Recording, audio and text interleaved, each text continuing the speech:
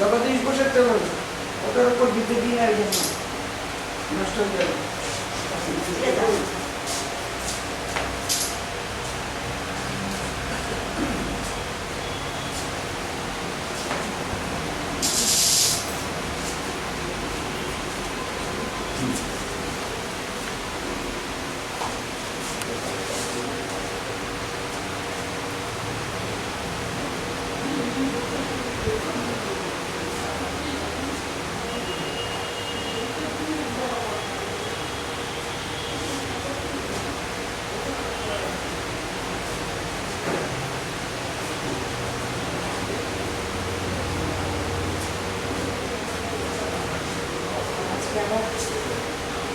ওনারও একটা দিন সেই জন্য স্পেশাল ডে একটা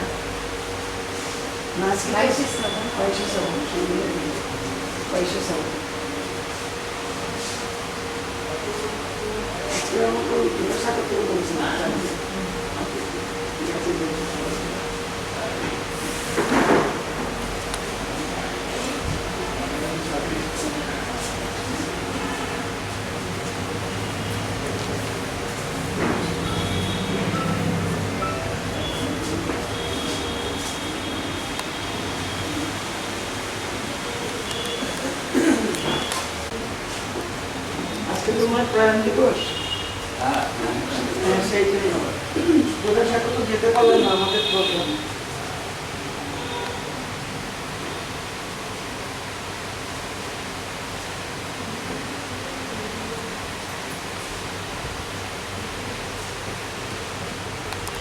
আশা করছি আমরা ট্রাস্টি একটা স্মল ট্রাস্ট যার ট্রাস্ট আমরা ট্রাস্টি আমরাই মেনটেন করছি। ঠিক আছে, আপনি বসুন বসুন। এবারে পার্থর দায়িত্ব। আচ্ছা All of you, distinguished guests, Professor Bose, distinguished speakers, Dr. Vijay Patel, and what is the other lady? I don't know. Ratna, did you come? No, she's not here. Yeah. And Shatashi, she's our I mean, আমাদের লোক, কারণ উগ্রুন্ড here. ওই sticker আমাদের কাছে lady অবলা অবশ্যই না কিছু কাজ করার জন্য আমি লেডি অবলা অবশ্যই তো কিছু না। So you explore that area and that inspired you to come to this century. আমি বেশি কিছু বলবো না। আচার্যগণ is an epitome where science, philosophy, literature and nationalism converge seamlessly. Why I say so? I justify my answer. আমি বলছিলাম telling that Acharya is an epitome where science, literature, philosophy, nationalism converge seamlessly. Why I say so? I justify. কেন বলছি? আমি রবীন্দ্রনাথকে coat করছি। রবীন্দ্রনাথের philosophy ছিল to transcend traditional religious boundaries. His work highlights what? Nature, spirituality, and his personal involvement with the nature. What is Jagadish Bose's idea? Jagadish Bose, see, I mentioned the eternal message of the Upanishad is Sarvam Prana Ijati Vinastam. Everything springs up from life and makes movement bearing. This is cosmic unity. J.C. Bose brought the ancient Indian wisdom of spiritualism in the domain of science. Bose was the first scientist, one of the first scientists who demonstrated the unity between life and matter and proved a basic truth in the crucible of modern science. This is what I perform someday.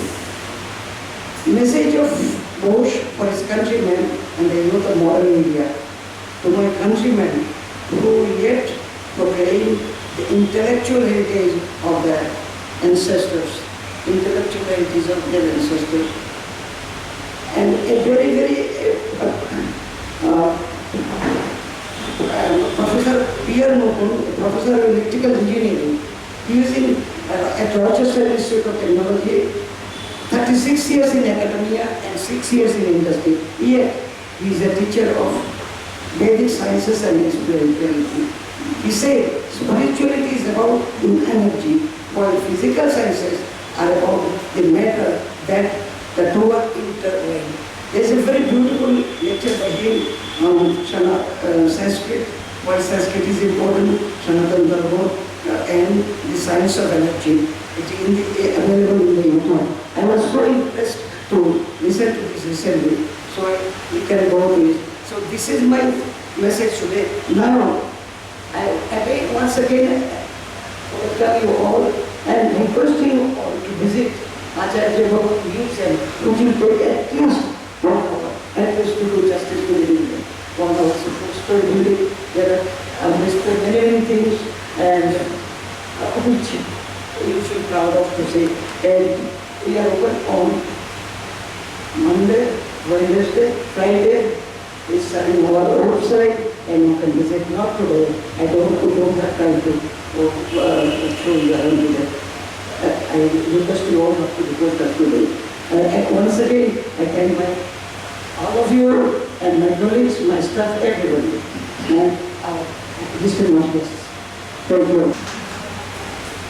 So we'll begin the day today. I don't think I need this. We'll begin the day today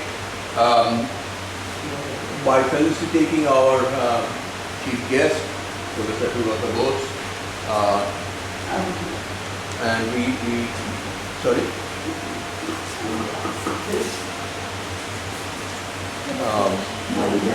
And we have quite a few eminent people here today. I will provide, I think the fans are creating a problem. I will provide brief introductions to each one of them as and when they appear, and I invite them to give talks. But right now we will begin with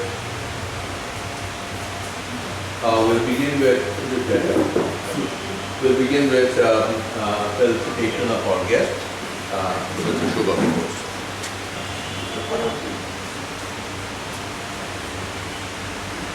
It is side for it.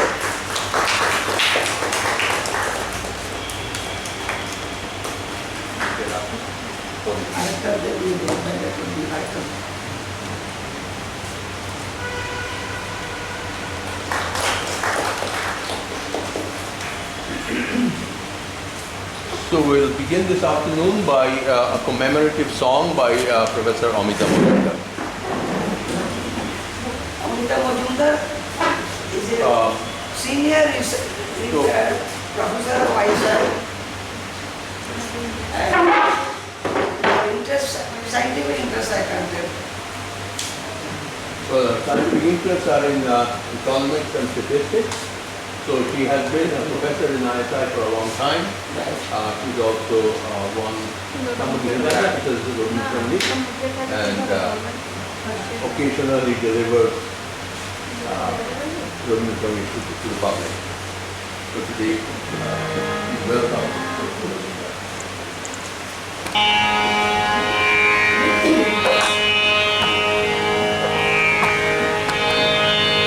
Oh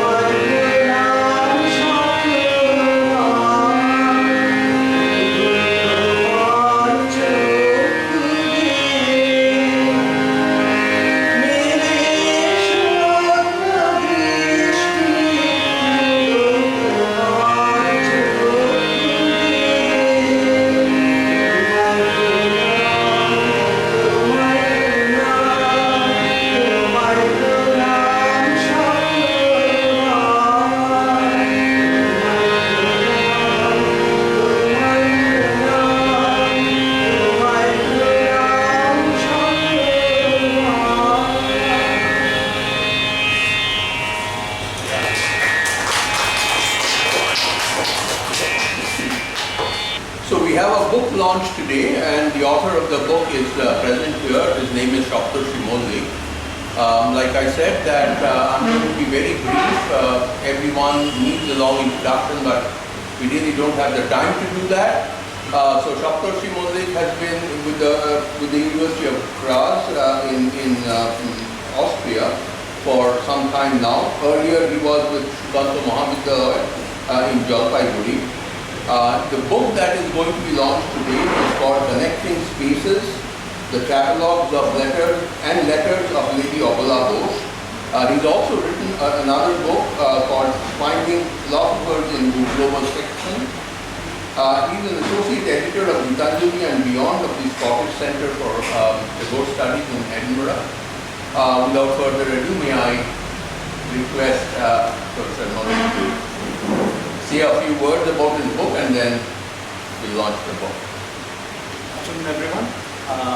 Thank you so much for this opportunity, and thank you, Professor Bose, for your time, and thank you, Dr. Das, for coming over. And well, in one of these visits to this heritage building, I came with Professor Bashbi Fraser, and Parodi just asked me to go and explore, and then I found the travelogues. And little did I know then that I would be kind of engaging in a project, and today the project has been realized, and so it has been really a dream come true. And one important thing which is that this project was a part of my postdoc project, which got the funding from the government of Austria, and which was realized because of Dr. Dinatushekar Das, because he gave me the 3-month leave immediately after joining Sugata Mahavidyalaya. So this is a truth which will never be forgotten in my life, and it is something established. So I'm so very grateful to him. And then I ended up staying in Austria in a small room for the next 10 months because of COVID. So that was a different story.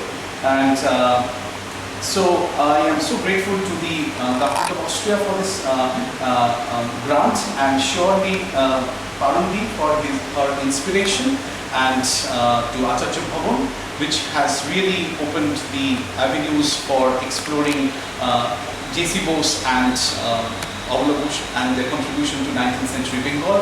And it's also now a part of the project of Tagore and his circle at the Scottish Centre of Tagore Studies. And so that is it. And I am also grateful to Professor Bose, who gave me the permission to use some of his quotations from his book on Rabindranath. And so that was really something very enriching experience on my part. And my main purpose was not just to translate the letters as well as the travelogues, but to explore it from a critical cosmopolitan perspective, also to find out how a woman of 19th century was exploring the culture of the East and the West, and becoming, as we say, Bhavas in between space, and to bring up a cultural enrichment.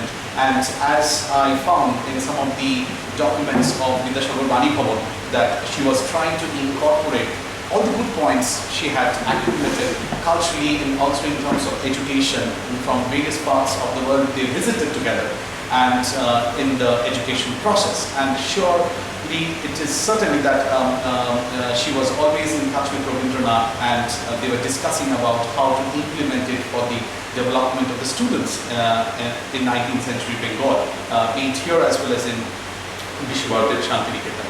So that is all about the book, because, and I would like to thank everyone once again who have kind of graced me in the entire process, in the entire journey. Surely Professor Stefan Brandt, who had written the foreword of the book, who was my mentor there, now my senior at the Department of American and English Studies at the University of Graz, and surely Routledge for taking it ahead. And that is it. So thank you, Acharya Bhavan. Thank you very, very much for your support, and obviously the trustees of J.C. Bose. Thank you so much.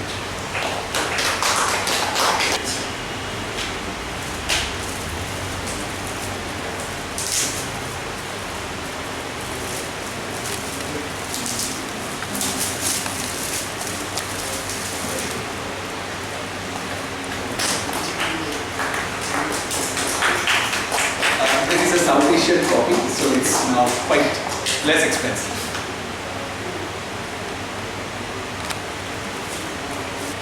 So we now welcome our chief guest today, Professor Sugata Bose. Professor Bose, all of us know from his various accomplishments, from his various contributions.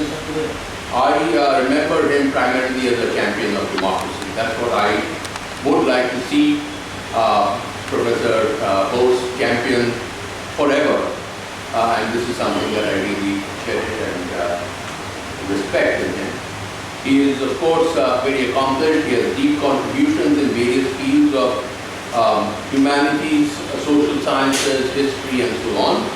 He is the Gardner Professor of Oceanic History and Affairs in Harvard University. He is also the founding director, or was the founding director of Harvard's South Asia Institute. He served the University of Cambridge and Tufts at different points of time in his life. In 2015, he was awarded the Rabindra Puruskar. He's co-edited a book, a 12-volume collected work of Netaji Subhash Chandra Bose and various other things that most of you know. But like I said, that he's been a champion of democracy, and that's what we like to really remember, and we wish and hope that he will continue to uphold Professor Bose. He's going to talk to us today. His lecture is titled The Scholarly Internationalism of Jagadish Chandra Bose and Abala Bose. Professor Parul Chakraborty, Professor Bhaskapati Mojumdar, শ্রুতিবৃন্দ, আমি প্রথমেই আচার্য deci Bose ট্রাস্টের প্রতি আমার কৃতজ্ঞতা জানাবো। আপনারা যে আমাকে আজকে এখানে আমন্ত্রণ জানিয়েছেন। আজ রবীন্দ্রনাথের প্রয়াণ দিবস, অবলা বসুর জন্মদিবস, তাই একটা বেদনা এবং আনন্দের সংমিশ্রণ আমাদের মধ্যে নিশ্চয়ই রয়েছে। যেহেতু ডক্টর সপ্তর্ষি মল্লিক অবলা বসুর বেশ কিছু ভ্রমণ কাহিনী এবং চিঠি ইংরেজিতে অনুবাদ করেছেন, আমি আজকে ইংরেজি ভাষাতেই আপনাদের কাছে কিছু বক্তব্য রাখব। Let me begin with Sister Nivedita's assessment of Jagadish Chandra Bose, with whom she had a most productive and rewarding intellectual relationship. In Nivedita's view, Swami Vivekananda and Jagadish Bose had not only served their country, but as she put it in a letter to Josephine McDowell, in religion, Vivekananda, and in science, Bose made offerings to the world. Offerings to the world. If Vivekananda was for her king, master, and father, Nivedita adopted Jagadish Chandra Bose, 9 years older than her, as her bairn, the Celtic word for child. Yet beyond the personal bond, Nivedita's stout support for Jagadish Bose must be understood in the context of a conception of nationalism. She believed in a version of nationalism that instilled a spirit of service to fellow beings and inspired the creative faculties of a people. That conviction led Nivedita to encourage artists like Rabindranath Tagore and scientists like Jagadish Chandra Bose. She was outraged by the race prejudice and discrimination to which a genius of the order of Jagadish Bose had been subjected in his professional life. He had been the first in 1895 to give a public demonstration of electromagnetic waves in Kolkata before Marconi demonstrated wireless communication at longer wavelengths. Yet as the first Indian professor of physics at Presidency College, my alma mater, since 1885, he was paid much less than his British colleagues, given punishing teaching schedules, and denied research facilities. Jagadish Bose was 100 years ahead of his time in conducting interdisciplinary research that straddled the disciplines of physics, biology, and chemistry. Of great significance was Jagadish Chandra Bose's work on electric conductivity in the realm of physics and biology. He worked on the polarization of electricity by crystals and on the wireless transfer of telegraphic electric signals.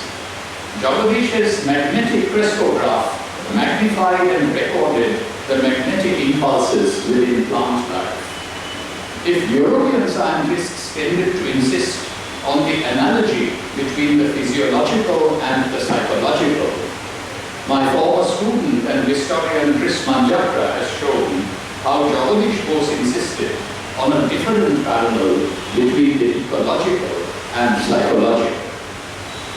Jagadish Bose claimed that observation with the crystallograph could record a plant's response to the trauma of having been cut or exposed to narcotics, or the shock of change in temperature. The magnetic conduction in the plant was analogous to the nervous response in animals. Bose was greatly influenced by this teaching about psychic electricity. The unstopped flow of psychic energy was Virendra criterion for mental health. We need to remember today that Swadeshi nationalism was not inward-looking, but had a fascinating international trajectory. Two nephews of Jagadish Chandra Bose traveled to Berlin to begin PhDs in physics in 1913 and 1914. Devendra Mohan Bose became the first chair of physics at the University Science College, and after he returned following the First World War, he had gone for 2 years but had to stay for 5. He had a very distinguished career, and then of course from 1937 onwards, he served for several decades as the director of the Bose Institute after the passing of his uncle, Jagadish Chandra Bose. Another Presidency College student, Shankar Agarkar, originally from Bombay, was selected by the National Council of Education to study chemistry at Berlin University in 1914. Agarkar returned to Calcutta as chair of botany at Calcutta University in 1921. Nivedita helped Jagadish Bose write his book, The Response in the Living and Non-Living in London during 1901. A few years later, Nivedita once more served as scribe and editor of Jagadish Chandra's books, Plant Response and Comparative Electrophysiology.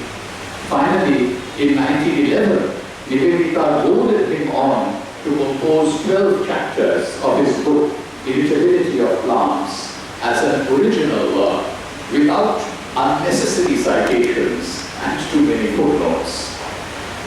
Nivedita also arranged Jagadish Bose much needed funding for his scientific work. It was Nivedita's urging that led her dear friend Sarah Oldbull to give critical financial support to Jagadish Chandra Bose. It was from Cambridge, Massachusetts, that the scientist set out on his triumphant lecture tour in the fall of 1908 to Chicago, Madison, Ann Arbor, and Urbana-Champaign, much to Nivedita's delight. Sadly, the generous provision in Sarah Bull's will for Jagadish Bose's scientific work was challenged by her daughter after her death. Jagadish Bose, in turn, served as pre-publication advisor and critic for Nivedita. If Ramesh Chandra Dutt spurred her on to write The Web of Indian Life, it was the man of science who advised Nivedita to bring out very strongly the element of struggle between myself and him in her religious classic, The Master as I Saw Him. And it was at Jagadish Bose's initiative that Nivedita came to be the first translator into English of his friend Rabindranath's short stories, Kabuliwala, Chuti, and Dena Bhavana. But there could be no Dena Bhavana or a balance sheet of a give and take with the scientist. For Jagadish and his wife Abala were in a true sense Nivedita's family. When Nivedita was struck down by meningitis in 1906, the Boses had helped nurse her back to health. It was on a trip to Darjeeling with Jagadish and Abala Bose in 1911 that Nivedita fell ill with blood dysentery. Jagadish Bose read her favorite passages to her during her final illness. The stoic Nivedita died at dawn on October 13, 1911, in the loving care of her Indian family. This brings me to Abala Bose, a rock of support for her scientist husband, a trailblazer in her own right in the field of girls and women's education in India, and a pioneer in the art form of travel writing in Bengal. Dr. Shaposhi Pandit must be congratulated for overcoming the double bias of language and gender to bring Abala Bose's essays and letters to the attention of the English reading public. He wrote to me some time ago seeking permission to quote a few lines from my own translations of Rabindranath Tagore's songs. Translation at its best can aspire to the status of literary creation. All my humble endeavors for my country, Abala Bose wrote, have been the outcome of my experiences gathered from traveling abroad. Of the dozen essays published in Mukul, edited by Shivnath Shastri, I found the one on Japan to be the most fascinating. Abala visited Japan in 1915, a year before Rabindranath's 1916 voyage, and the same year that Binoy Kumar Sharkar also went there, crossing the Pacific from the United States. In November 1914, Jagadish and Abala Bose had boarded the Philadelphia to cross the Atlantic from Liverpool to New York, along with the Swadeshi leader Lala Lajpat Rai and the talented young scholar Binoy Sharkar. How one wishes Abala had written about her impressions of Lajpat Rai and Binoy Sharkar. Binoy Sharkar wrote a magnificent work based on his travels in Japan in 1915, titled Nobin Asia Janmodata Japan, which I have analyzed in some detail in my book Asia After Europe. In Asia, and only in Asia, Abala Bose wrote, Japan is reckoned and revered as an enlightened race by the civilized world in this entire planet. Having traveled on English ships before, she found it enthralling to observe the courtesy and suavity in the hospitality of every member of the crew on the Japanese ship. Japan is the land of the picturesque, Vivekananda had exclaimed in the summer of 1893 on seeing Tokyo, Kyoto, and Osaka. He was much impressed with Japan's modernization of its army and navy, its factories, its steamers, and other engineering feats. He wanted a number of Indian young men to visit Japan and China every year. In Japan, he found India to be still the dreamland of everything high and good. He saw Japan's temples, but this man of religion launched into a tirade against India's priestcraft and the abominations of untouchability and prejudices regarding food habits and travel. He urged India's youth to come out of their quote, narrow holes and have a look abroad, unquote. 22 years later, Abala Bose found Japan to be a graceful garden of nature, and and the Japanese to be reverent to and devoted towards Mother Nature. According to law, this educationist noted, it is imperative for every boy and girl in Japan to attain primary education. As a result, everybody in Japan can read and write. This is 1915. Abala's correspondence with Rabindranath nicely complements her travel accounts. Do not permit my friend to return home until he completes his work, Rabindranath urged Abala on June 4, 1901. In this country, his life will be ineffective. We can find the means to support him in Europe. May he extend us the opportunity to do this small favor to him. Abala proudly reported on July 26, 1901, that Dadabhai Nauroji and Ramesh Dutt were present at a gathering in the Oval restaurant to felicitate Jagadish. It is interesting to note that at this time, Nivedita helped Ramesh Dutt in London when he was writing his scholarly Economic History of India in the Victorian Age, just as she had supported Jagadish Bose in his project on the response in the living and non-living. Abala did not hesitate to criticize British conservatism and the proneness of British scientists to intrigue and envy. It was the lack of interest on the part of British physicists in Jagadish's work, Abala explained to Rabindranath on March 27, 1902, that had prompted their visit to France and Germany. I have had the opportunity to befriend the Japanese through Nivedita, Rabindranath wrote to Abala on April 6, 1902. They are very much eager to make the respected professor extend his stay in Japan. The Japanese mentioned was none other than Okakura Tenshin.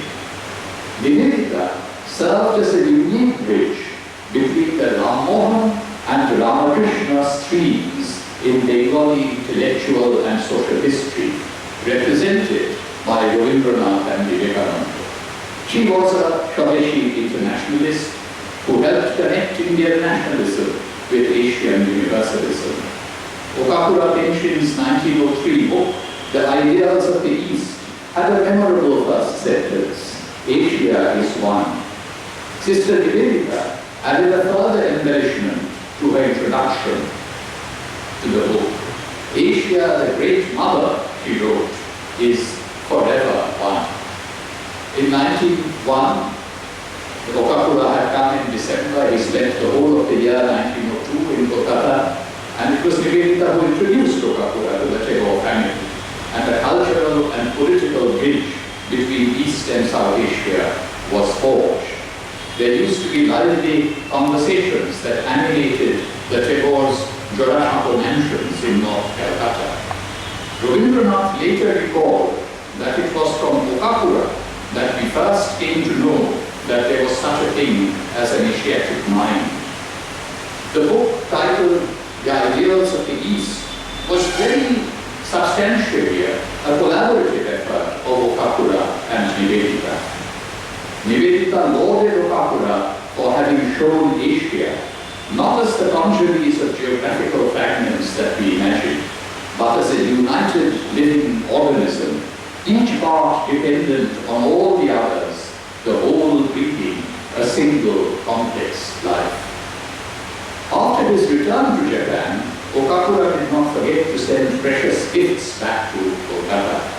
He dispatched the famous Japanese artists Taikan Yokoyama and Shunso Ishida by early 1903.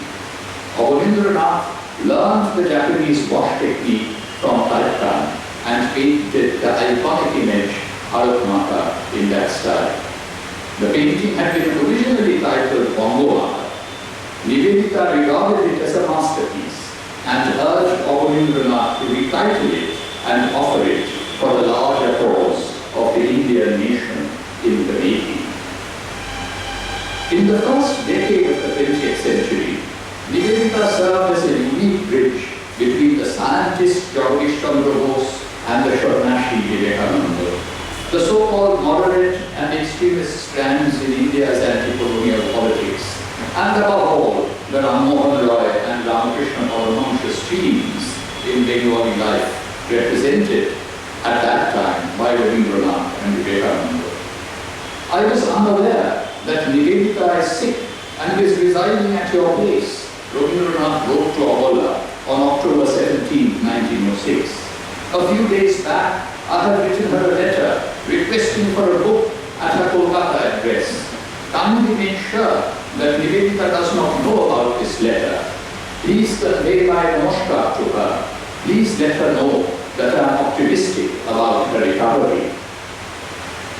Perhaps the most poignant letter from Rabindranath to his Bose Thakurani was written on July 19, 1906. I had a Bose Thakurani, and during my boyhood days, I yearned for her affection. After losing her, I grew up very quickly, and I became weary of earning deference and veneration. It was not reverence but affection that the poet craved, and he was able to extract it from Abala. By November 20th, 1908, writing from 168 Rattle Street, Cambridge, Massachusetts, she was scolding Rabindranath for allowing the publication of a photograph in which he looked under strain. After returning home, I will make you promise me that you will never hand over any of your photographs to anyone without showing them to me.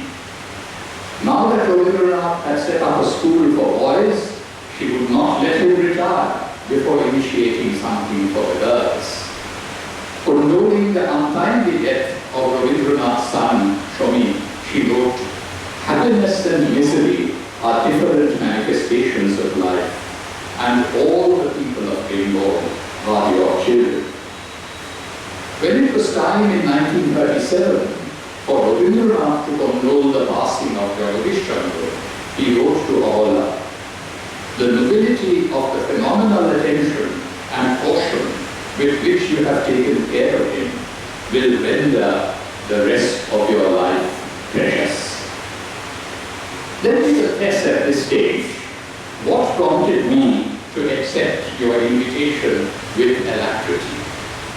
Abala Bose was a pioneer in both women's education and travel writing. My own mother, Krishna Bose, spent 40 years teaching and 8 years as principal at a women's college, the City College South, named after Shivnath Shastri. As I was reading Abala Bose's essay on her visit to the United States, I thought of my mother's essay, American Charitra Chorcha, and her serialized Boston Probashe Dinguli, based on her observations in America during 1958-1959. I was a 2-year-old and we had gone there because my father got a Rockefeller Fellowship to the Harvard Medical School and trained in pediatric radiology at the Boston Children's Hospital.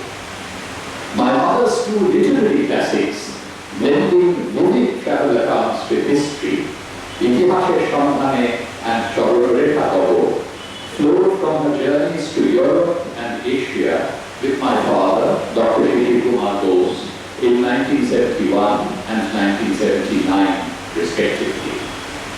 While the book Harano Thikana and her major essays on Netaji have been translated by my younger brother Shumantro, we still need to render Itihashe Shandhane and Chororekha Kabo into English. The remainder of what I have to say today, before this august audience, has to do with my views on the proper relationship between science and culture, as well as science and politics. In the course of a conversation with Meghnad Shah, one of Jagadish Bose's star students, at a meeting of the Indian Science News Association in August 1938, Subhash Chandra Bose called for, quote, far-reaching cooperation between science and politics, unquote. Meghnad Shah tried to put him on the spot by by asking a loaded question. May I inquire whether the India of the future is going to revive the philosophy of village life, of the bullock cart, thereby perpetuating servitude? Or is she going to be a modern industrial nation, which, having developed all her natural resources, will solve the problems of poverty, ignorance and defense, and will take an honored place in the comity of nations and begin a new cycle of civilization? Netaji answered truthfully that there was some difference of opinion in the Congress on this question, but that the rising generation were in favor of industrialization.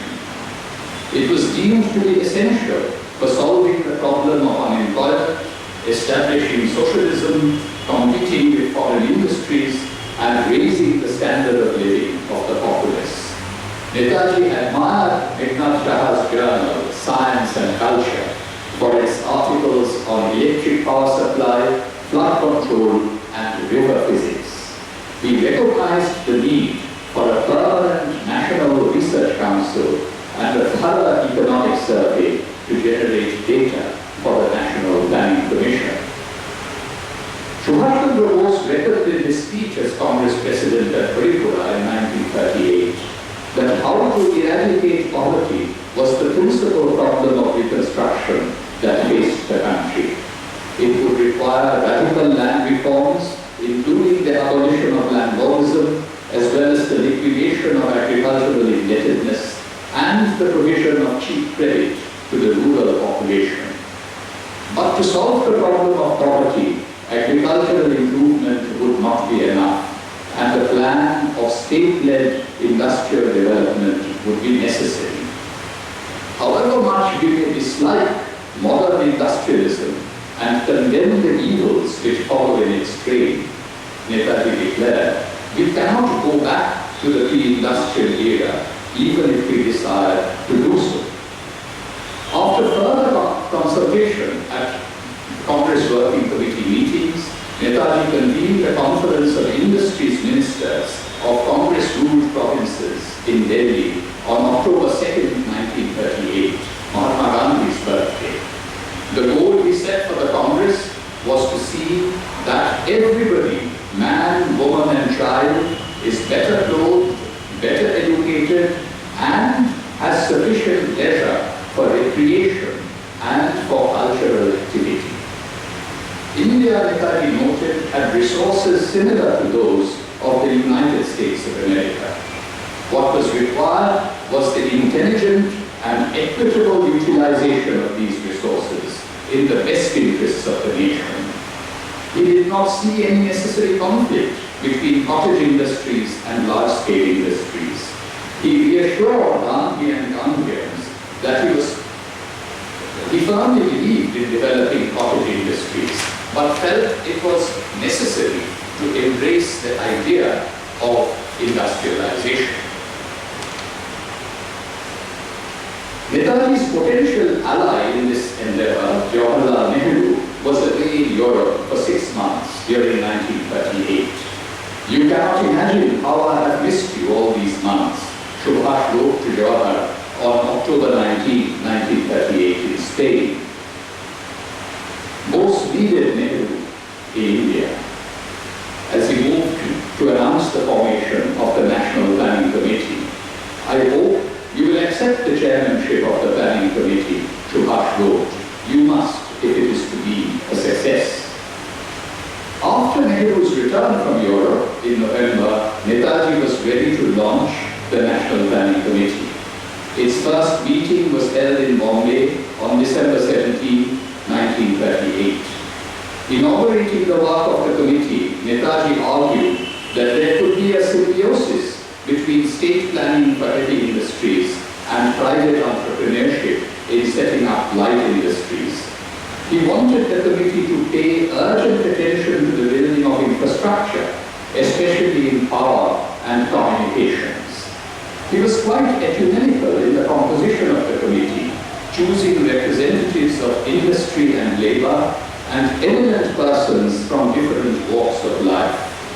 He picked his good friend, the scientist Eknath Shaha, but also accommodated J.C. Kumarappa, a Gandhian purist opposed to large-scale industrialization. The 15-member committee, handpicked by Subhash Chandra Bose, comprised of 5 scientists: Nazir Ahmed, who later became the first head of Pakistan's Atomic Energy Commission; V.S. Dubey, Gyanchandra Ghosh, who later became the first director of the Indian Institute of Sciences; A.K. Shah and Meghnad Shah. 4 industrialists and businessmen: Walchand Hirachand, Abala Sarabhai, A.D. Shroff, and Purushottam Das Thakur Das. 3 social scientists: Radhamohan Mukherjee, A.T. Shah, and N. Visvesvaraya. And 3 politicians: N.M. Joshi, a Labour leader; Kumarappa, a Gandhian, and Jawaharlal Nehru.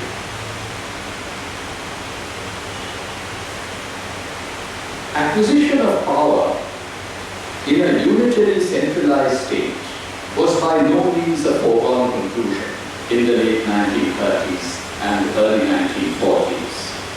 Radhamohan Mukherjee and A.T. Shah, who had been chosen by Netaji, were staunch federalists.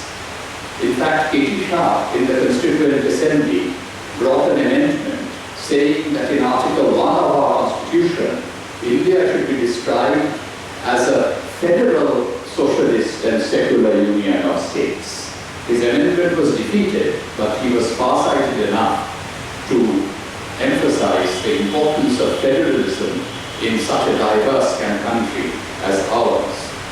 It was a topic on which self-avowed socialists espoused different opinions, as became evident in Meghnad Shah's powerful critiques of Nehru's over-centralizing tendencies in the immediate post-colonial era. Meghnad Shah, who had been a stalwart of the National Planning Committee during 1938 to 40, had wanted on the eve of independence, had warned rather, on the eve of independence, that planning had become a catchword. The Bombay Plan of 1944 had been hatched by a syndicate of capitalists. The Department of Planning and Development, established later that year, was the handiwork of foreign bureaucrats. And in the case of the Bengal Government Plan of 1945, the civil service provided the philosophy and the direction. In other words, the official version of development had arisen after and in reaction to popular national efforts.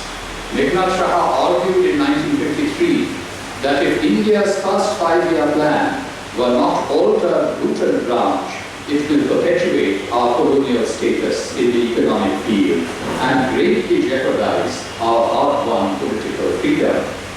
He denounced the Congress government's reneging on its long-standing promise of linguistic reorganization of states in the name of the state's integrity and administrative convenience. Most important, he dissented from the state's decision to concentrate nuclear physics research, calling for a more decentralized structure so as not to, quote, smother all fundamental research and choke the growth of knowledge, unquote. In dedicating his Vishwa Parichaya to Satyendranath Bose, another of Jagadish Chandra's students, Rabindranath wrote, শিক্ষা যারা আরম্ভ করেছে গোড়া থেকেই বিজ্ঞানের ভান্ডারে না হোক বিজ্ঞানের আমিনায় তাদের প্রবেশ করা অত্যাবশ্যক। এই জায়গায় বিজ্ঞানের সেই প্রথম পরিচয় ঘটিয়ে দেওয়ার কাজে সাহিত্যের সহায়তা স্বীকার করলে তাতে অগৌরব নেই। Scientific research, especially in biology, is inextricably connected with questions of ethics and philosophy. These days, we hear of interdisciplinary fields such as biophysics and biostatistics. In front of this group of eminent scientists, I would like to say that we need to nurture a field called biohumanities. It is time that he broke down the artificial walls separating science from humanities in our quest for knowledge. That would be a fitting tribute to the lifelong companionship of Jagadish Chandra Bose and Abala Bose. Thank you, Jai.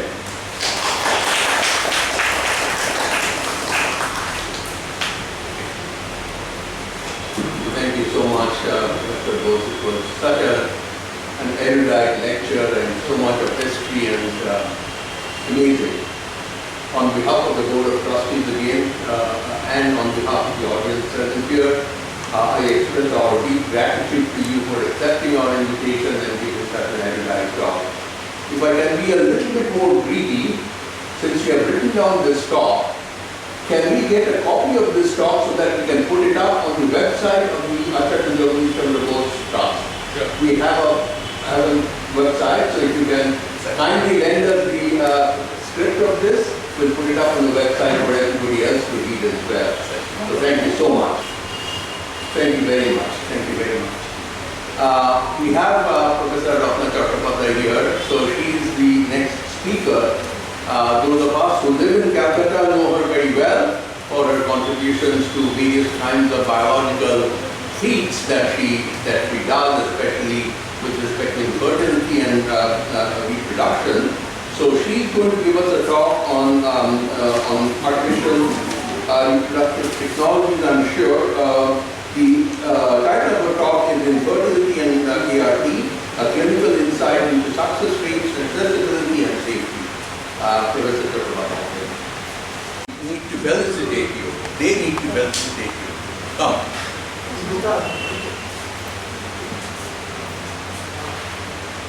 Dedicate.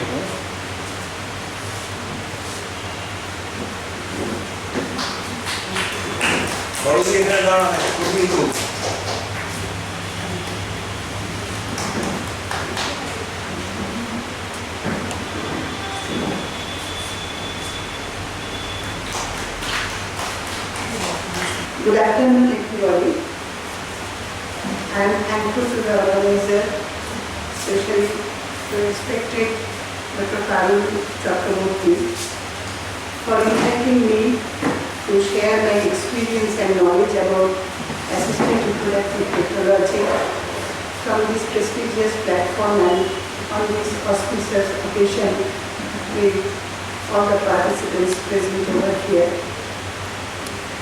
You know that assisted reproductive technology is the technology by which we, the embryologists, create embryo in the laboratory by fertilizing the female gametes to site or egg and the male gametes sperm, and bring the embryos under optimum culture environment, obviously, and bring the embryos either on third day of egg collection or in an advanced stage, the blastocyst form on fifth day of the egg collection is replaced or transferred into the mother's womb.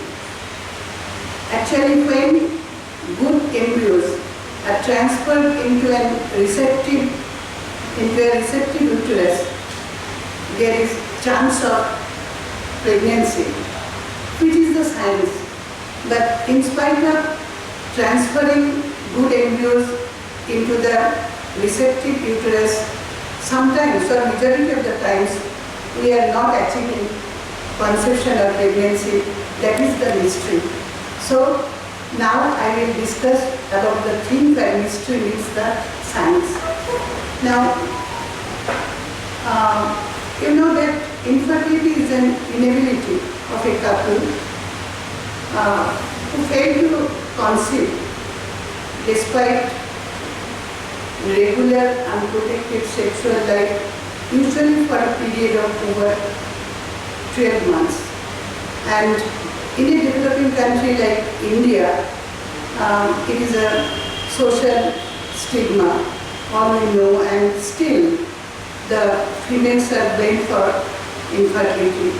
But for last 2 decades, both male and female infertility are running parallel to each other.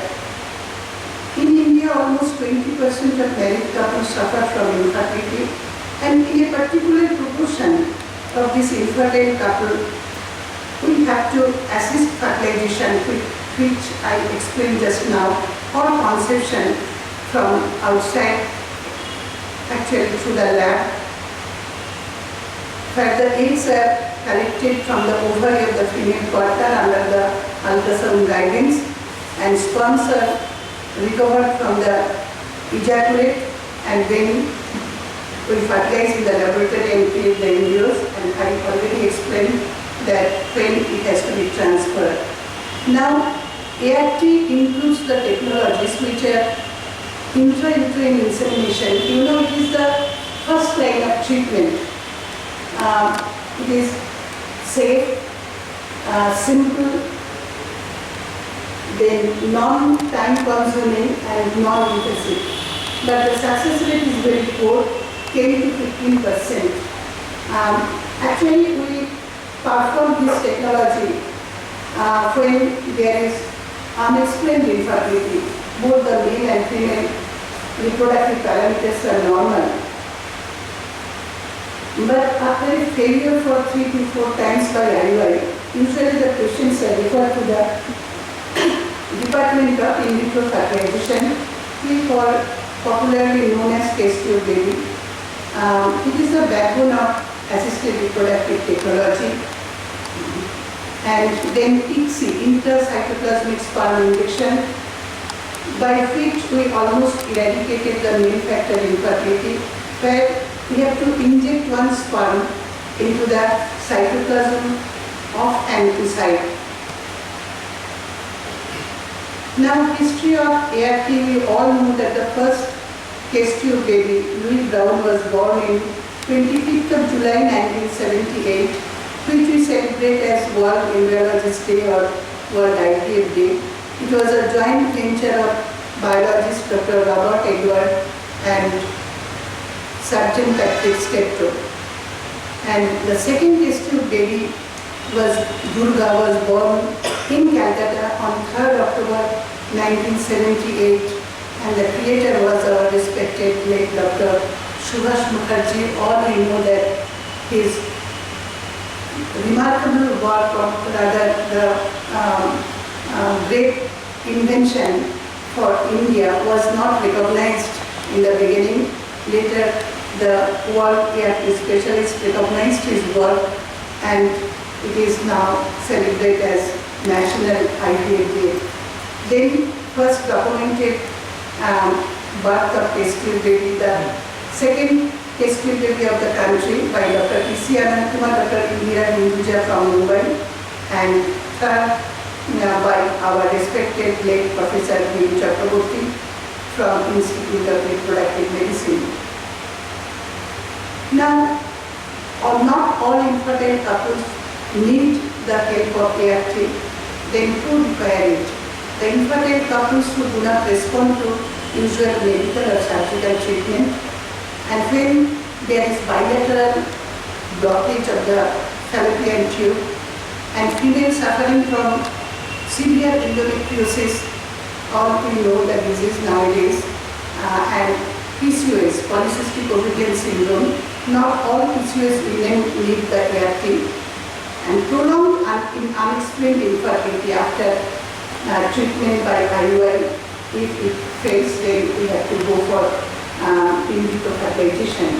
And male having severe to moderate male factor infertility, and in some cases where pregnancy was presumed to be impossible in pre-ART period, that is, women whose uterus was removed due to some diseases, multiple fibroids, then severe endometriosis, etc., adenomyosis, etc.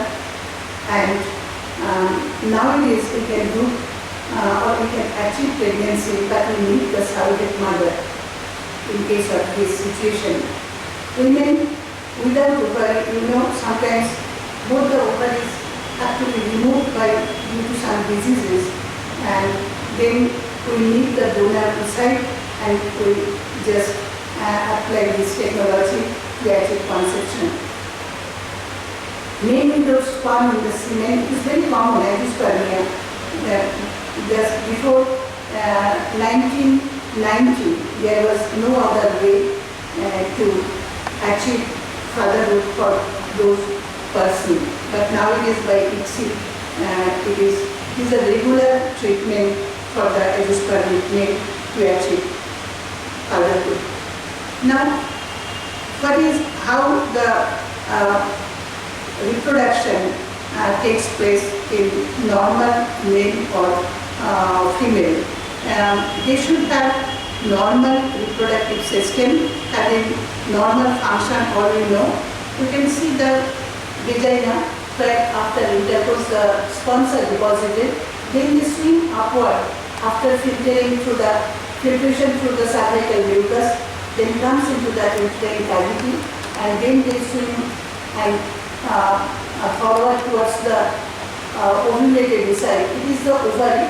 In each menstrual cycle, each ovum is released from the ovary, which is known as ovulation, and the ovum through by chemotaxis captured by the finger-like projection of the fallopian tube, and then both meet together, unite together, there is fertilization.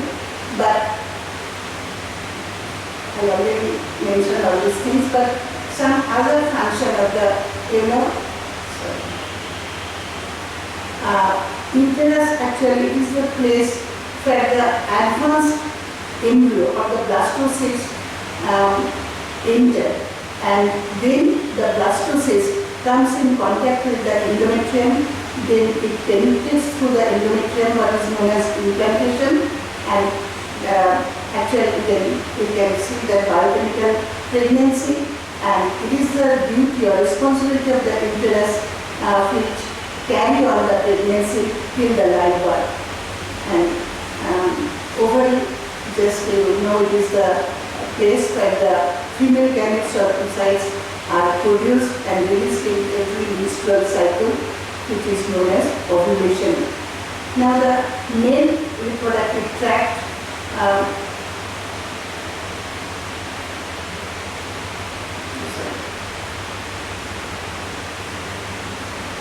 male reproductive tract, actually it is the testis where the male gametes or sperms are manufactured and stored. It is the epididymis where the final locomotion and maturation of the sperms takes place. It is the first difference. The sperms are transmitted or transported rather, comes in the prostatic urethra, then through the penile urethra. It is discharged as the ejaculate for fertilization into the female partner.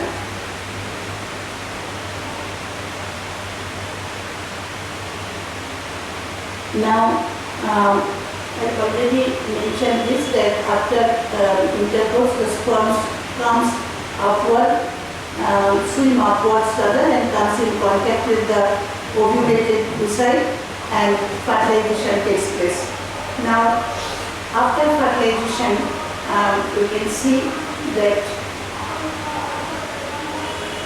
it is the zygote of the fertilized oocyte with two pronucleus, male and female pronucleus, two polar body. Then it is two-cell stage embryo. Each cell is known as blastomere. It happens on day 1. Day 0 actually we call on the day when we retrieve the oocytes from the ovary, and day 1 evening we can see 2-cell stage, 4-cell stage on day 2, and day 3 8-cell stage. Usually we replace the embryos into the uterine cavity or mother's womb on this stage, or this is the blastocyst. It has 3 components: the zona pellucida, then profectoderm, then inner cell mass. Now, zona pellucida actually for implantation, the blastocyst must come out of the zona, and inner cell mass ultimately it becomes the human being. Profectoderm layer, it comes in contact with the endometrium, and it actually helps in penetration, and it forms the placenta in future. You can see that the blastocyst in the uterine cavity, and there profecudum comes in contact with the endometrium, and then it is known as apposition, then it invaded, and then it's called penetration, and actually that is the implantation. And one dialogue starts between the bare endometrium and the bare profecudum and the endometrium, and then actually the implantation takes place. Now, if there is no available blastocyst or embryo, then the lining breaks down, there is bleeding, we all know, and it is known as weeping of the uterus.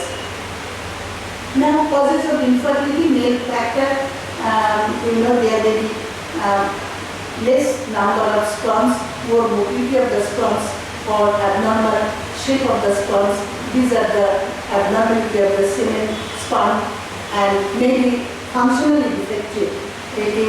Nowadays we are very much concerned about DNA fragmentation due to some oxidative stress, environmental pollution, excessive smoking, the electromagnetic field, that may cause DNA fragmentation.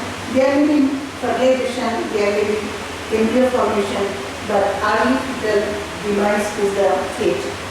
And when absence of sperm in the ejaculate, I already explained that condition is known as agispermia, which lead ICSI, the ART technology.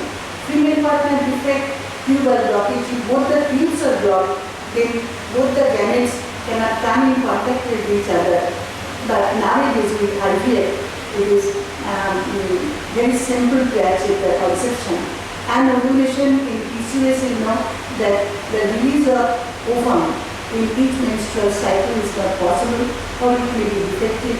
Poor ovarian results, especially we have seen after COVID that 32 years, 33 years women, we have poor antral follicle, poor number of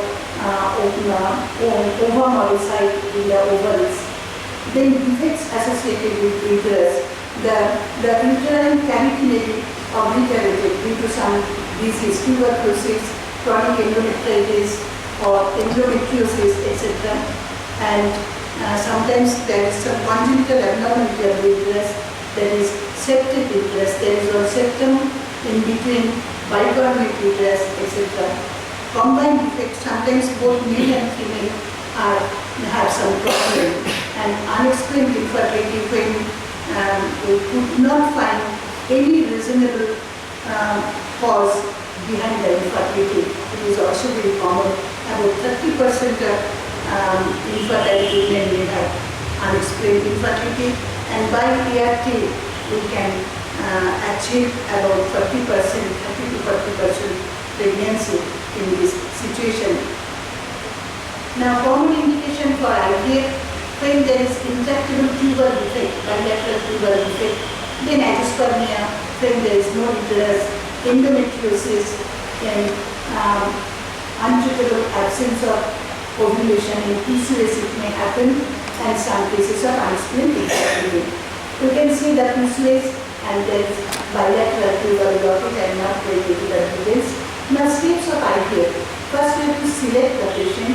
Then we have to investigate the hormonal profile, tubal status. For male, the semen analysis called function test. Then we start some hormone. First, we have to do the chemical hypophysiectomy, suppress the gonadotropin. Then we have to apply the gonadotropin from outside to just recruit the follicles. And when the follicular size is 18 or more, we have to trigger the ovulation, and within 34.5 to 36 hours, 34 and a half to 36 hours after of the trigger, we have to do the pickup. I will show you. These are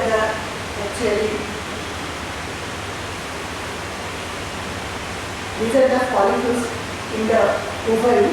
You can see the tip of the needle. It is under the USG guidance. We have to deflate the follicle. The follicular fluid is aspirated by negative suction, and gradually all the follicles we have to aspirate, and then the aspirate is transferred in the lab, straw color follicular fluid. We have to scan under the microscope. You can see then it is under microscope. We have to check the oocyte, the egg. It is associated with some cell. The whole complex is known as oocyte colonoplanus complex that can be seen for an experienced by an experienced embryologist from outside also. So it has to be picked up and washed in the media, that is culture media, and then we have to deep in the multi-well dish in fertilization media under the layer of liquid paraffin. Now you can see the oocyte. It is oocyte, it is columnar and tubular cell. So it is the female gametes is collected. Now we have to collect the semen from the male partner and wait for 30 minutes for liquefaction. Then we have to separate the sperm cell from the liquid part, the seminal plasma. You can see the inverted microscope and the nucleus chamber. There are 100 squares. You can see the sperms. 12, 15 sperms are there. These are the different media for sperm preparation. Actually, I am not going into the details. You can see if the centrifugation is going on. After centrifugation, you can see the pellet that contains the good sperms. And in the interface there is a ring, you can see. The ring contains the bad sperms other cell. We have to pick up the pellet and then suspend in culture media and incubate. Incubator is a device where the environment is closely resembled to the mother scene. For half an hour incubation, actually the sperms will swim upwards. Then we have to take the sperms, we have to kept in the incubator at 37 degrees centigrade for under 5% CO2. And now again we have to check it. And you can see this time it is nucleus chamber for counting the sperms. You can see now the very good quality motile sperms is saved. Before you have seen lot of sperms, now very few good sperms are there.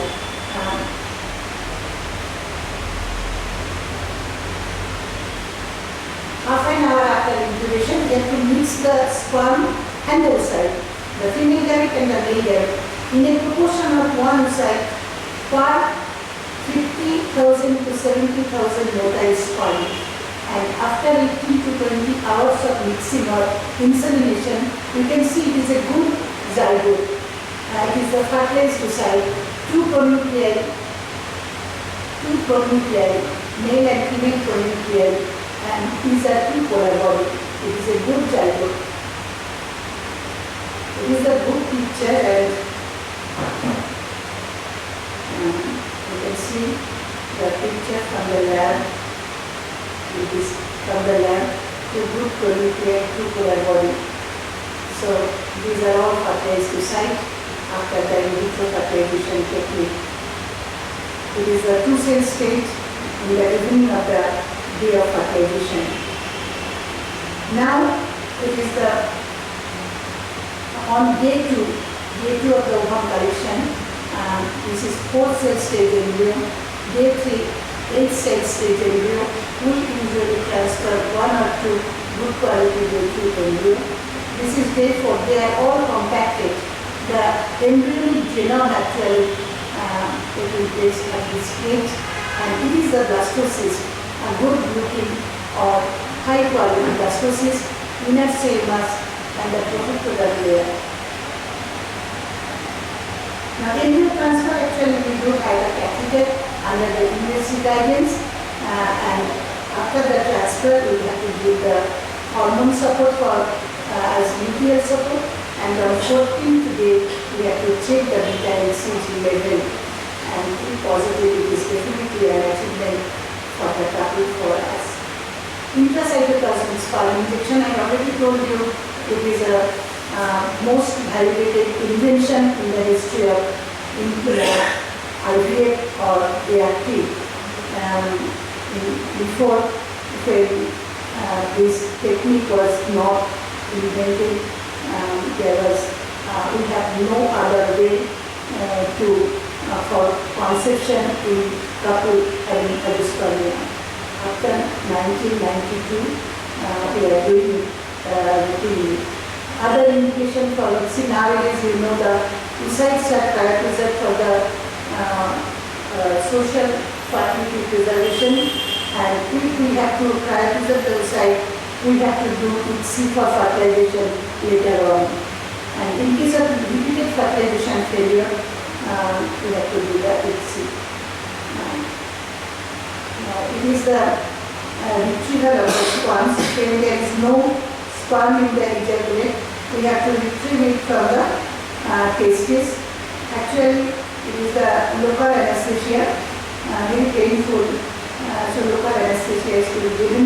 There are multiple punctures to be done to retrieve the seminiferous tubule, but the sperms are discharged in the region of the seminiferous tubule. Then we have to retract the tissue and tease under the microscope with the help of 2 needles to just release the spermatozoa and see under you can see the motile spermatozoa, and these are the adult spermatozoa. So, and you know it is a ICSI instrument, and that is inverted microscope, and to pipette holder on the left hand side there is holding pipette, right hand side there is injecting pipette. And you can see that I am trying to align the 2 pipettes. Left hand side it is the holding, right hand side injecting. Now I have to very few sperms are there, crash the tail to make it active, but it is immotile. Then I have to show you under the highline position. You can see the injecting pipette, crashing the tail. Then we have to aspirate the sperm. Usually 1 sperm for one oocyte. It is the oocyte, you can see. It is a natural oocyte. The polar body is the polar body, means a natural oocyte. We have to inject at 3 o'clock position.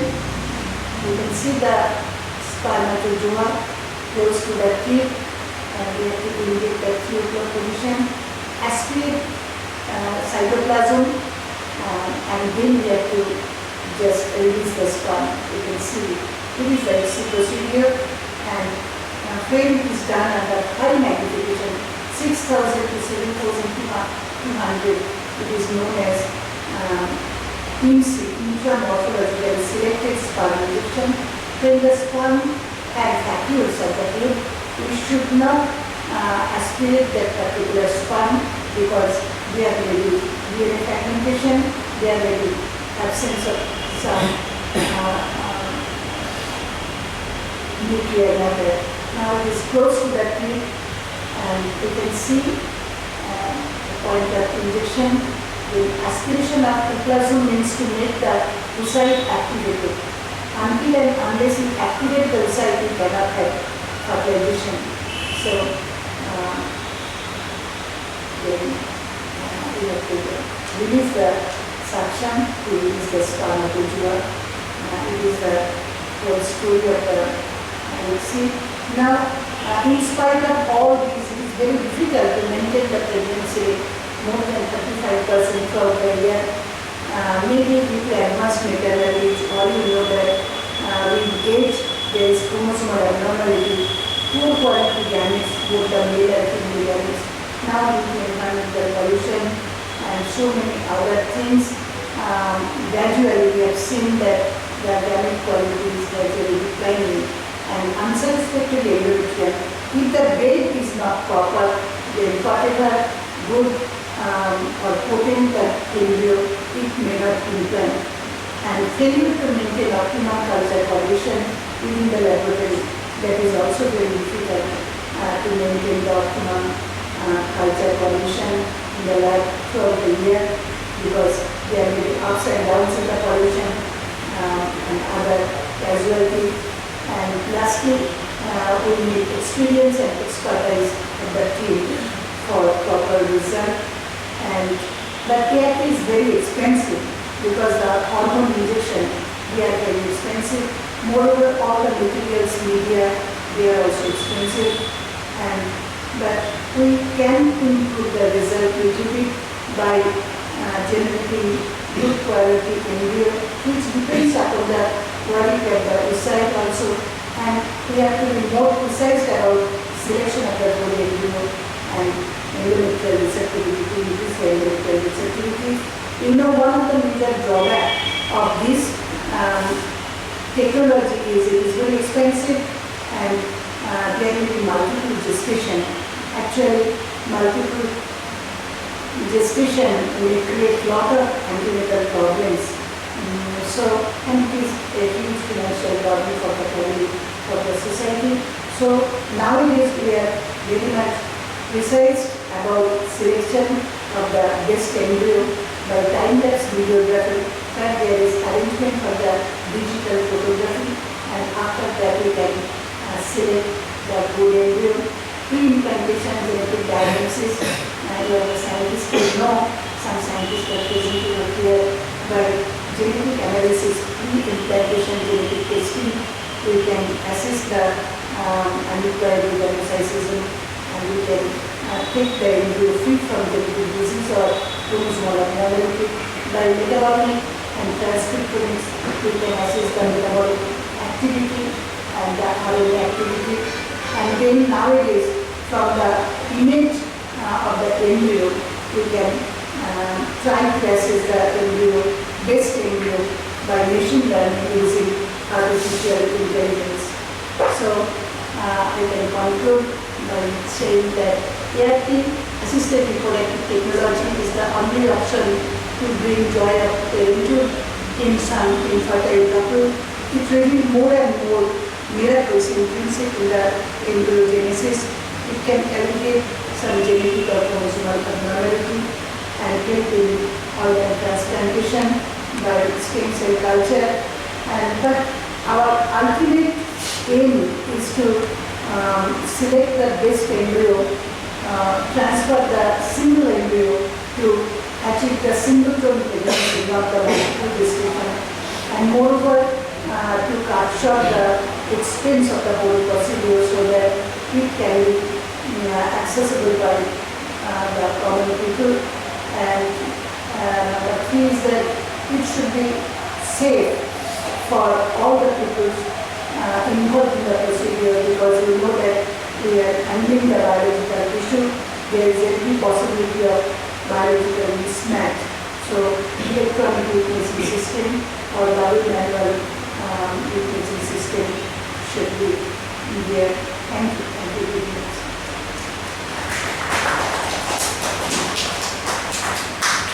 Thank you very much, Dr. Murthy. Thank you very much. Very clear presentation, and we look forward to further interaction with you. I will now invite Dr. Nilantu Shekhar Das, about whom we heard this morning from Dr. Shimundri, that Dr. Das actually is the principal of Sutanta Mahavidyalaya. On here, so I need to. So like I said, that in the morning we heard from Dr. Shimundri about Dr. Nilantu Shekhar Das. He is the principal of Sutanta Mahavidyalaya, where Dr. She had worked. Professor Das has been the head of the department, the principal of the Mahavidyalaya since 2009, so he's been serving for a very long time. And he took the bold step of allowing Dr. She to go to Austria and do this work, as a result of which we have the book now and which was launched today. So we are very grateful to you for going out of your way and allowing him to go to Austria and write this book, which is going to be preserved for all its about Gita Bhakti.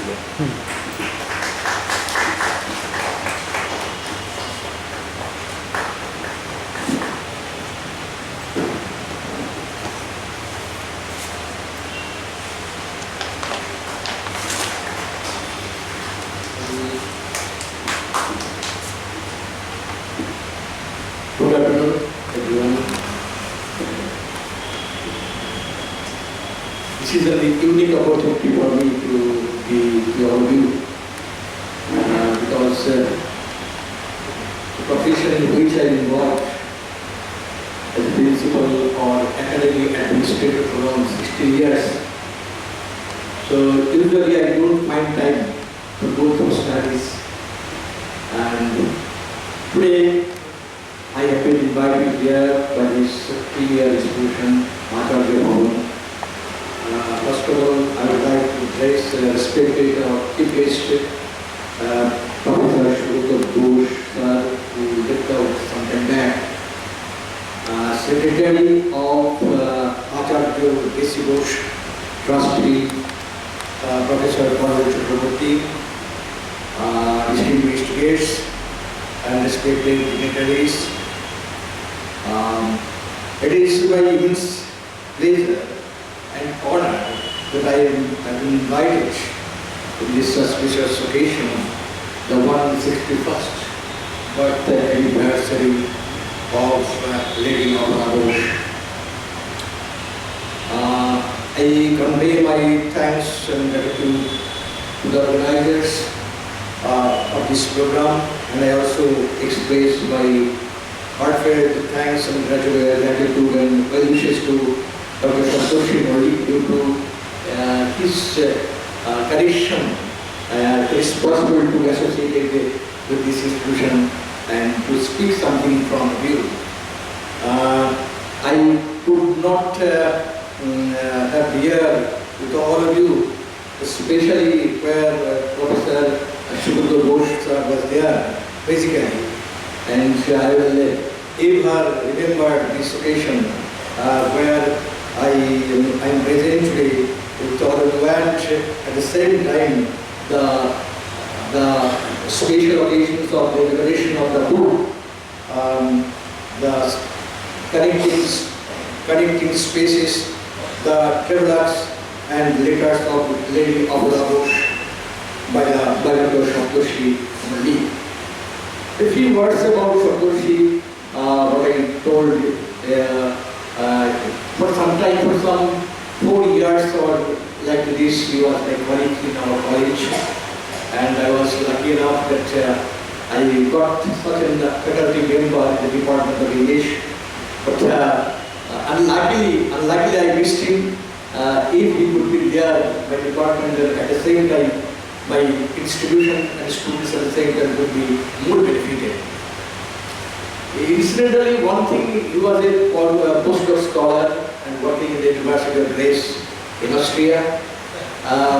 When he joined the assignment as an assistant professor in the college, the last stage of his research work was going on. And at that time, you know, all high profile persons here and working in different distinguished institutions. In the initial stage of service, it is very much difficult to release someone to work in abroad. It is very difficult. But somehow I feel that it is my opportunity. At the same time, if it is possible, I can help him in this way, and I negotiated a dialogue with the higher authorities, the Department of Higher Education, and the college authorities, how to release him for 3 or 4 months. Actually, I did it. Some criticisms were there and some comments were against me, but somehow I managed. And you definitely will write me that being a principal, I have been able to dash to this.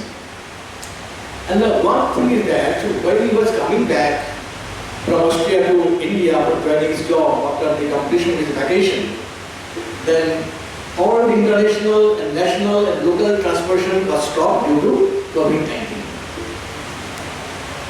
After several times time, he ultimately he came to India and was under quarantine for 50 days in a hotel.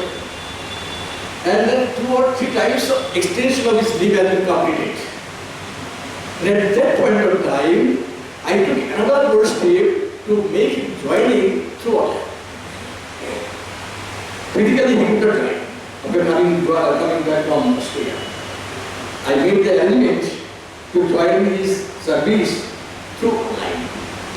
And I feel very much proud of it because it was possible that why, I don't know, but this reason whether I have been invited there or not by Satoshi and at the same time also by this institution. However, this is the introductory words and about the topic which I am supposed to talk something, say something on the topic. That book published by Satoshi, this is unique because I don't know so long whether there is any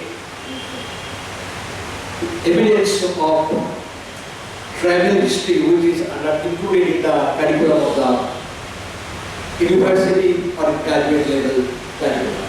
Travel literature is there, travel history till now is not included.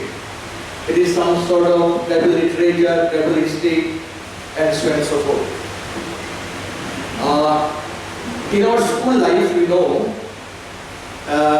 we have to write an essay on the topic. Traveling is a part of education. You know, all of us in our student life have gone through this topic and wrote this essay. Traveling is a part of education. Almost all of us have written this essay explaining our little or nil experiences about traveling.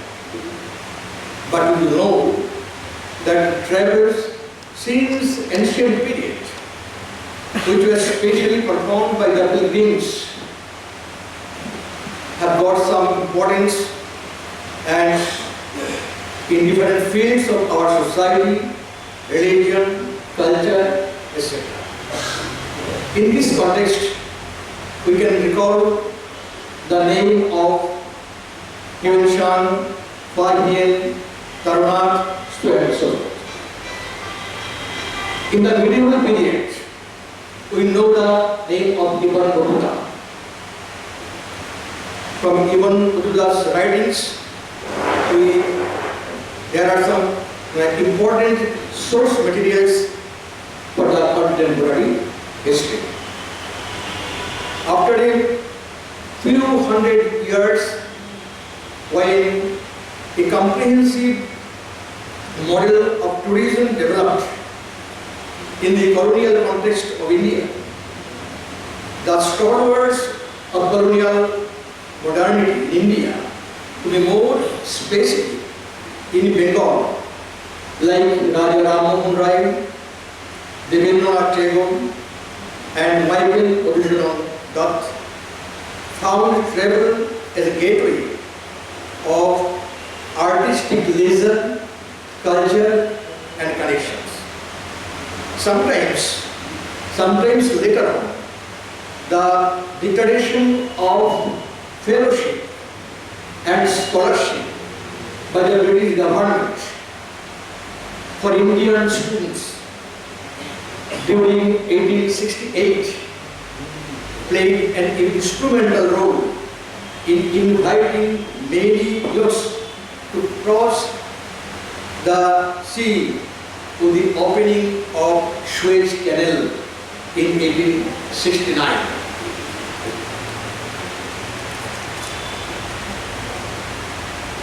Right from that time, travel to Britain from India becomes easier, and that travels were not for trade or for legal reasons, but for education and scientific purposes. This led to a large number of Western educated middle class Bengali men to England to study, to travel for pleasure, engage in social reforms, or to make advance their career. Rabindranath Tagore, in his essay, Samudra Yatra, Travel by the Sea, published in 1892, linked sea voyages with the idea of liberty and independence, an opportunity to broaden the mindscape excluded from the male domain, excluded from the main domain of liberty and independence. Women were never encouraged to perform the threshold of the home and lead towards enlightenment. Professor Partho Chatterjee, in his book Colonialism, Nationalism and Colonized Women, the context in India, explained the home was the principal site for expressing the spiritual quality of the national culture, for responsibility and for protecting and nurturing the quality. In such cultural context, Indian women travel to foreign lands was considered as a transgression of social religion and nationalist code of conduct.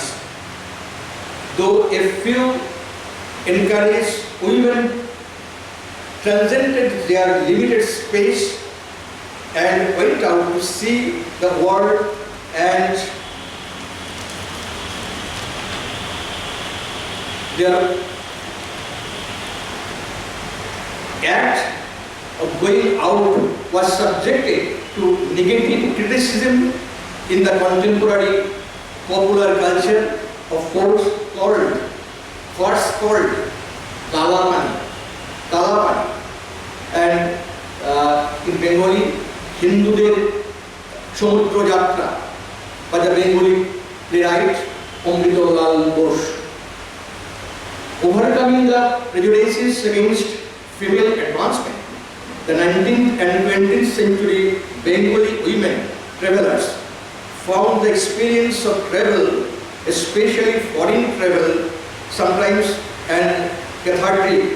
The travel writings of one such dominant women, I'm coming to the point now, dominant women, Lady Abala Bose, 1864-1951, whose contribution to 19th century travel writings in India needs to be recognized.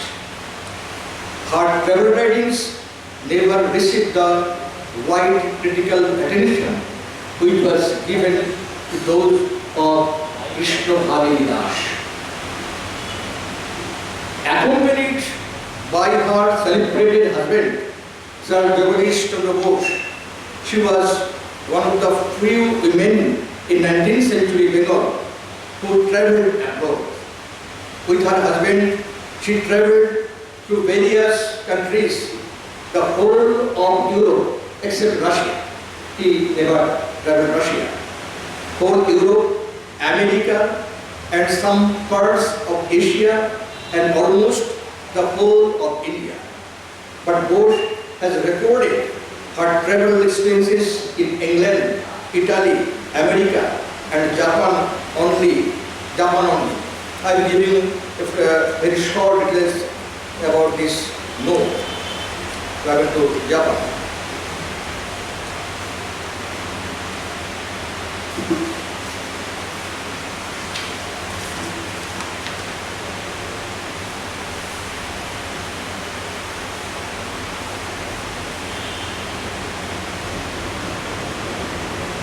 England Bhaman traveled to England written in 3 parts from 1887-98. Italy Bhaman traveled to Italy written in 1901. Her travel narrative on America আমেরিকার বালক বালিকাদের কথা, about the children of America, written in 1908, and the traveler on Japan called Japan Bhromon, Travel to Japan, written in 1915, which was published in a famous Bengali periodical, that is, which is a reference of so many times in the articles and the book of Dr. Saptoshi Polli, Mukul. Later, she published a traveler called Bengali Mohilader Prithvi Bhromon, Bengali Mohilader Prithvi Bhromon, World Tour of Women in 1928 in the eminent periodical. You all know the name of the periodical, famous periodical, Provashi. In Provashi periodical, this was published. Next.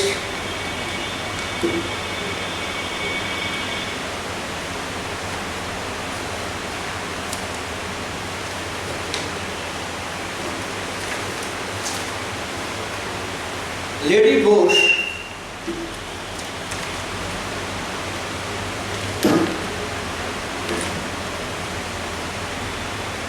articulated her own travel experiences in the narratives which recorded in the traces of her personal growth and adventures in foreign land. In her travel writings, women identified feminine and feminist discourses. Her travel writings presented her a rare opportunity in the gender context of 19th century India to articulate views on the world around her and her responses to it. Through her travel, while encountering a variety of foreign customs and traditions, travel makes her aware of different cultures, history, religion, belief, tradition, and lifestyle of the residents living in distant places. And she ends up explaining in this process more about one's own self, culture, and society, which leads her to a deeper understanding of her own culture and customs. Her 3-decade-long foreign travel experiences between 1896 from 1896 to 1933, 3 decades foreign travel experiences introduced her to the innovative educational approaches and methods back home. She implemented these techniques in the institutions established by her. You know, she established so many institutions in Bengal after coming back from abroad. In the course of her travel, she wanted to map out her own existence.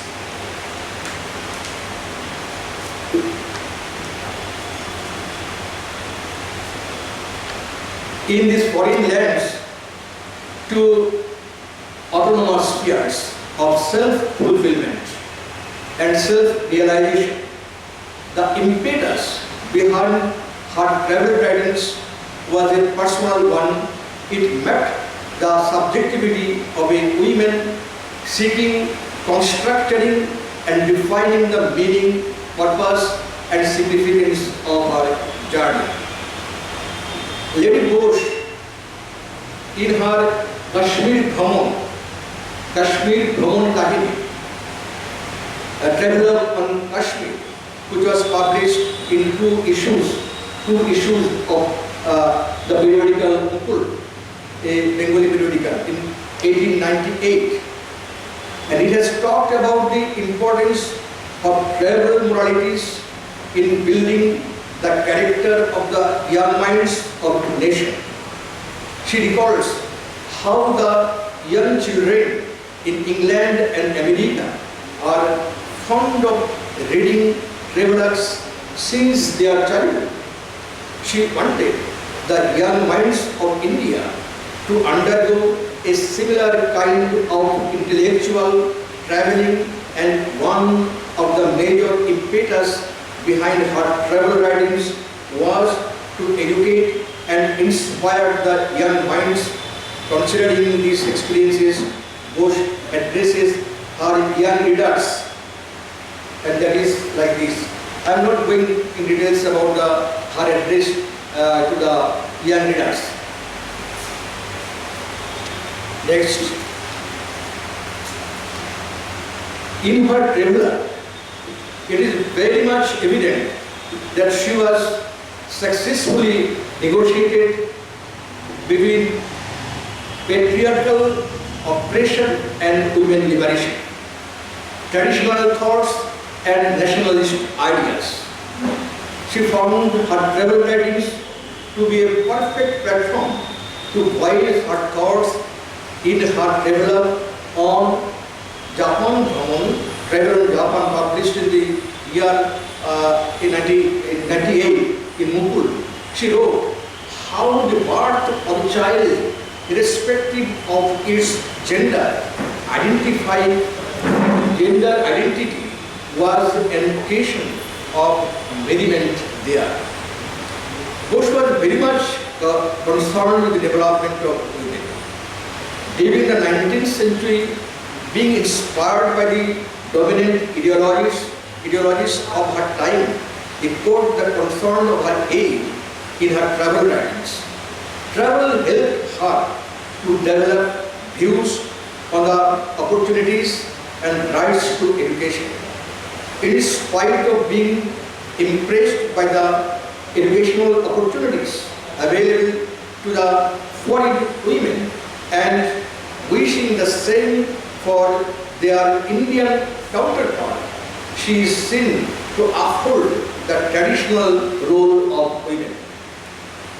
While recording her travel experiences, Bose always highlighted her thoughts instead of any other form of prose narratives. Following the conventional manner of travel writing, Bose focuses on the places visited by her, though Bose's travel writings scanty in number.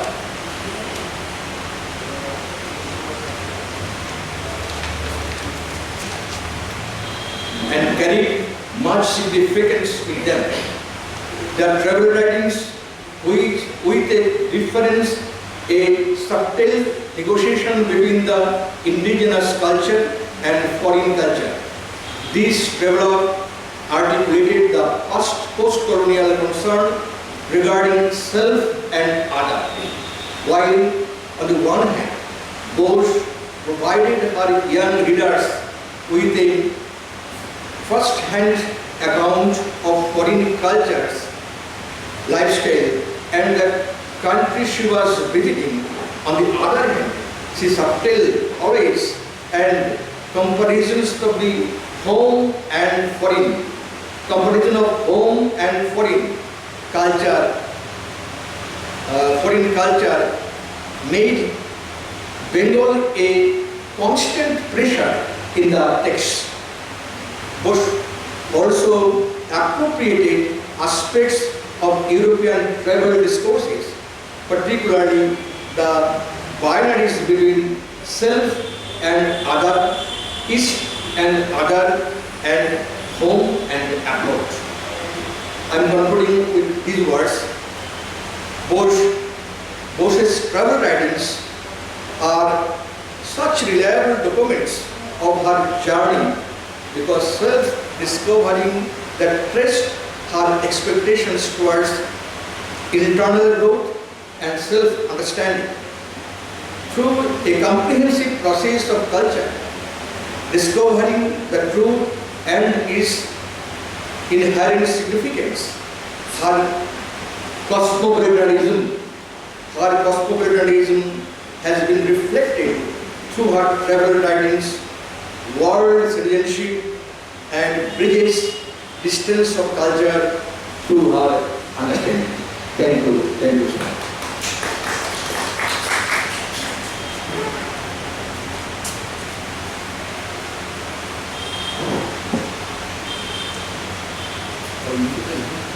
বাইরে না এখন আসেন আসেন কি